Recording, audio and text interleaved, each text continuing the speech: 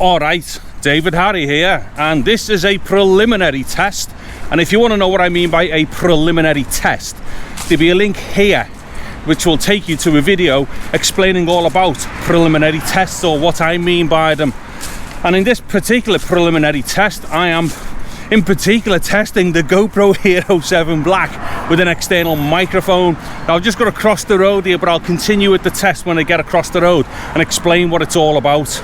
Alright, so a bit of a description then about this particular test.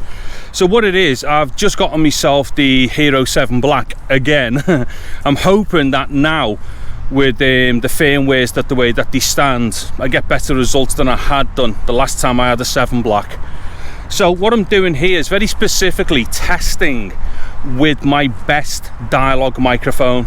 So what I've done here, I've got this really cool adapter, well, not adapter, but a mounting system for putting the mic adapter into, and then putting that on top of the standard skeletal case that comes with the GoPro 7.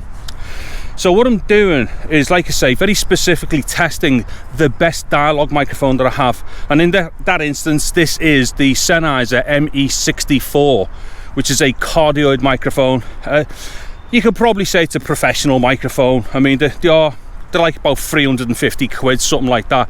So they're not a cheap microphone, but this is the microphone that I use for all of my important dialogue work. Indeed, all the stuff that I do indoors as well, when I do my pieces to camera and all that stuff, that's all done with this microphone. Now, in order to make the microphone be a bit more effective outside, I've paired it up with the best dead cat in the world for, like, you know, small diaphragm condensers, pencils. It's no good for shotguns because it won't cover the interference tube. But what I'm on here is the little dead cat off the Rode Video Micro, which is absolutely awesome. Oh, and a quick shout out here as well. Thank you to Mr. Ian Craig, because it was Ian who sent me this dead cat to mess with and fool about with stuff. I haven't quite wrecked this one yet, Ian. So I haven't took the rubber seal off it and like closed it over one of them wind mics that I do, yeah.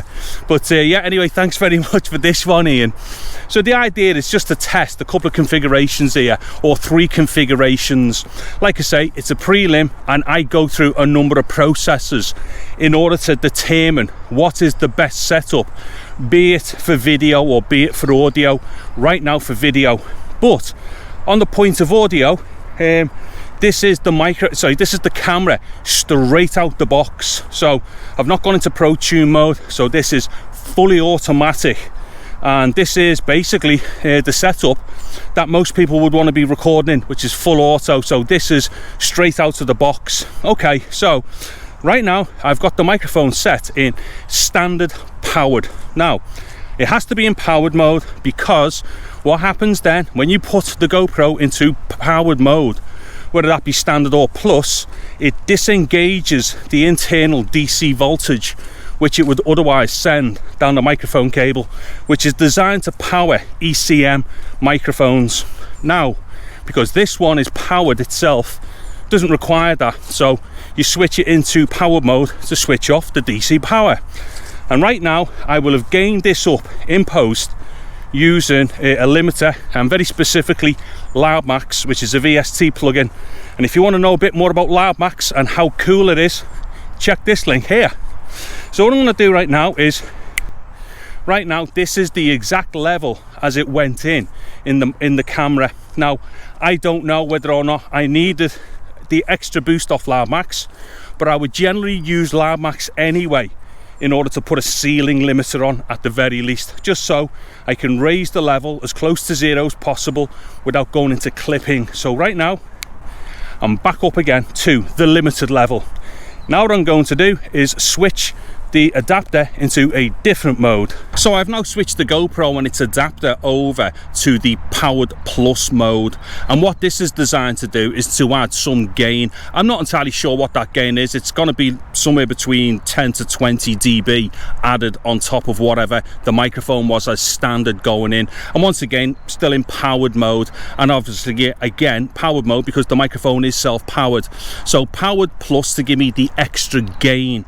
Now this particular setting would likely be more designed for microphones which are not very sensitive, or at least don't have a very loud output. But this microphone is sensitive and it has a decent output on it as well, in which case it probably doesn't need this. Now, the other thing with this particular setting, or any setting really when you're in the mic modes to do with the adapter, the GoPro has internal dynamics processing, namely AGC and limiting, quite possibly a bit of compression in there as well.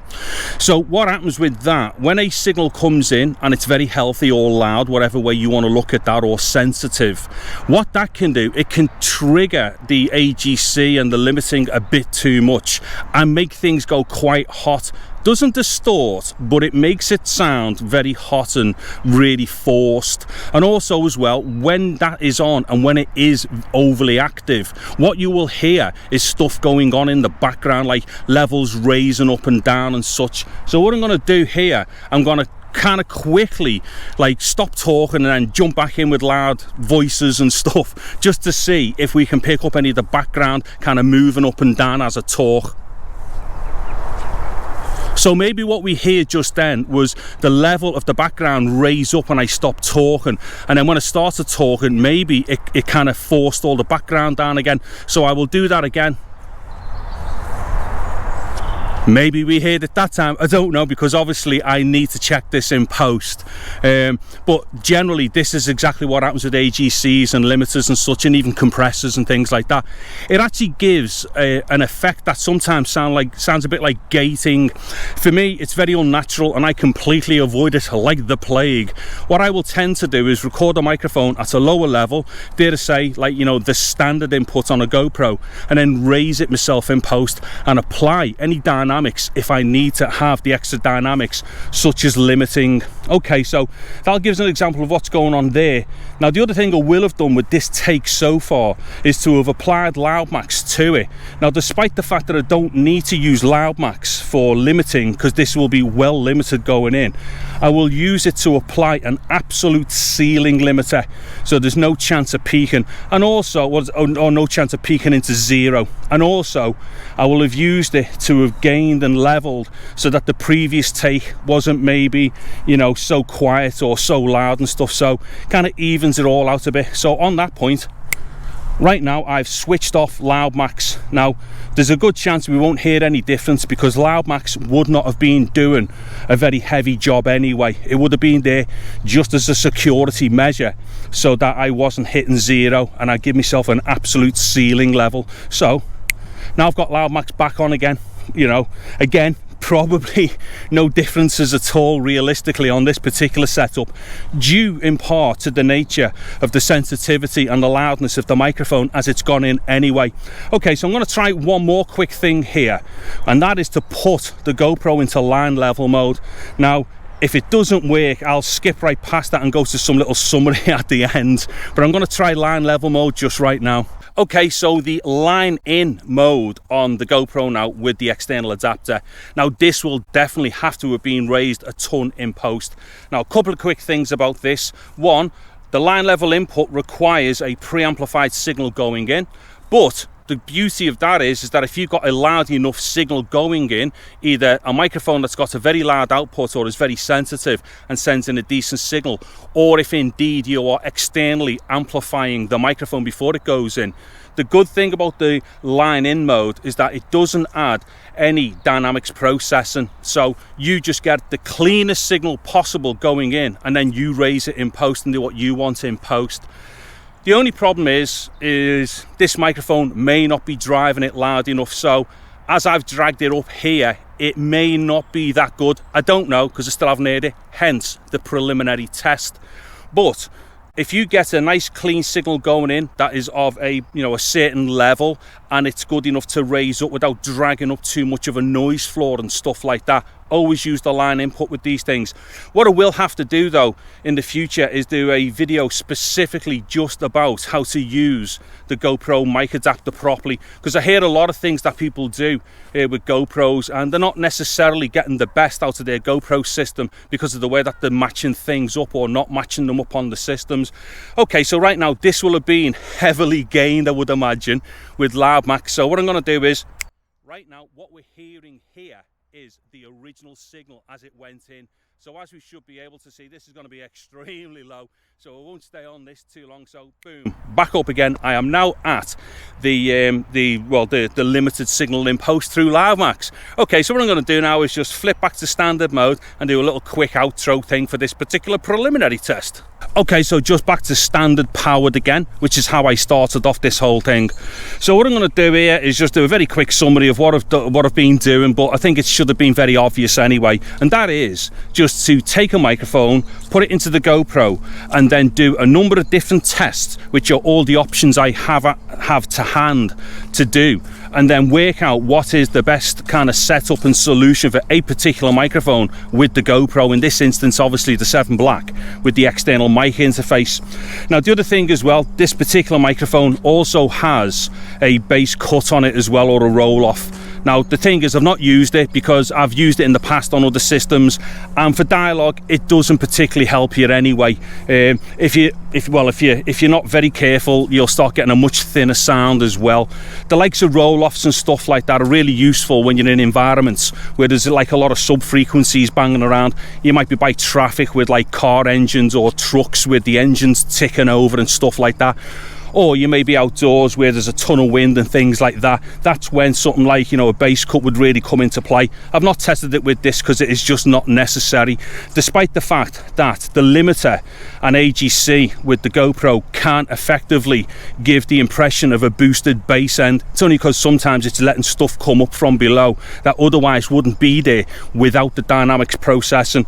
But like I say, I've not needed to test that. Now just dead quickly, the light is low. We're going into kind of like, you know, the start of evening here. I'm just going to do a little turn around here, and this is just to give myself a quick idea of exactly what the standard kind of out of the box settings are like with the GoPro 7. Like I say, this is straight out the box.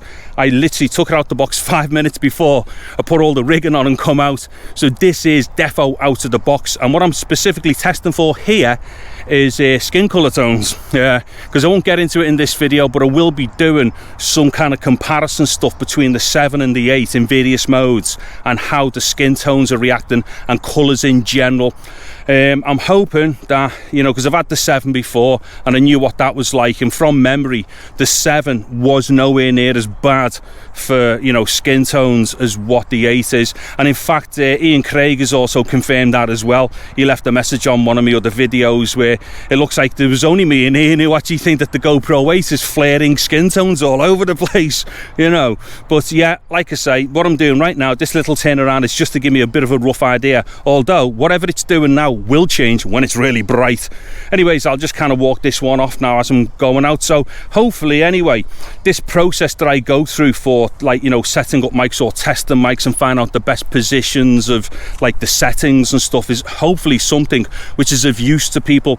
Now what I am going to do, I am going to start delving more into kind of like more technical stuff with some of my videos. They will probably be quite long and laborious like my usual videos are, but I do believe that, you know, there's a few tricks being missed by people as far as setups are concerned on the audio side, to do with certain types of action cameras and stuff like that, and just audio in general. So I think I will start doing pretty technical stuff, or at least things where I can hopefully help people get to an end result a lot quicker on things. Okie dokie. Now if you've been interested in this particular video, if you found it, because it is one of my prelims and will have been titled accordingly, if you have a look through my YouTube kind of like playlist, and I have a playlist there for all my prelim mic tests and things like that. People may find them of interest if you're into such things, and also if you're interested in any of the stuff that I do with the GoPros, and I will be doing a fair bit with the 7 as well for some setups. If you go to www.gopro9.com, that will either take you to a playlist or eventually a show. Okay, so before I was rudely interrupted by a battery going to the end of its life for the day.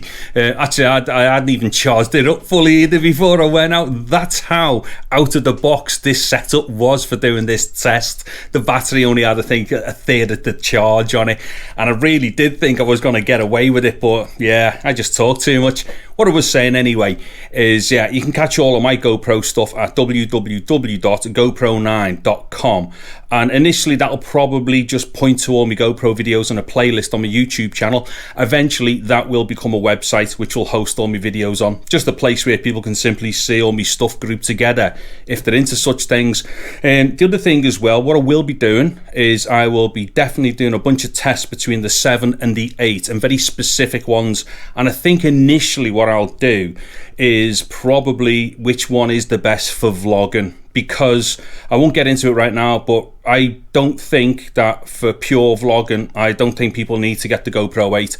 I think the GoPro 8's got some fantastic functions. I like some of the way that GoPro have changed the body and stuff. It does lend itself really well for vlogging and things like that. But I think, I mean, you may have seen it yourself during this video, what was the stabilization like? Because people are doing tests of stabilization between the 7 and the 8, and they're like running like idiots and stuff, and you know, just doing crazy things that you just wouldn't do when you're vlogging. So I think my first test will be, you know, which one's best for vloggers doing this type of stuff and walking about, just doing casual vlogging. Maybe, I mean, I don't know, you know, if you're into, is there such a thing as action vlogging where you run around like a big lunatic, in which case you need the boosted mode on an 8? I don't know. But I think for regular vlogging, I think what's going to happen is you'll find the 7 is easily good enough for that, and especially with the mic interface on and stuff. And also along those lines, there's certain other functionality about the 7 which I think lends itself a bit more.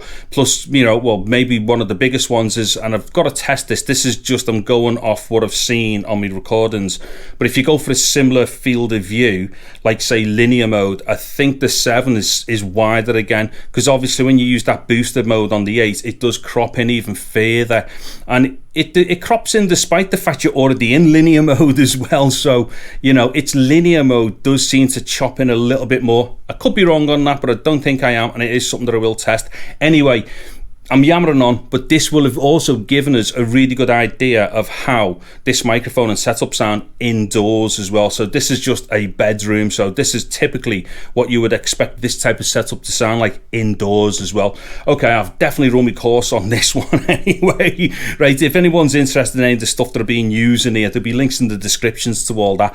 And if you found this video of any interest, please subscribe to my channel, give the video a thumbs up, and get all over that bell notification icon thing like there's no tomorrow to get updates and whatnot for future releases on my channel. Anyway, I've been David Harry. Thank you very much for watching this video. Take care and goodbye now.